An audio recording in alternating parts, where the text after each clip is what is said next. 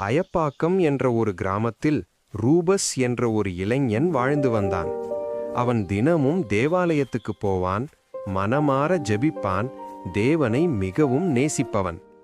ஒரு நாள் தேவாலயத்துக்குப் போகும் வழியில் ஒரு ஏழை மனிதன் பசியால் தவித்துக் கொண்டிருந்தான்.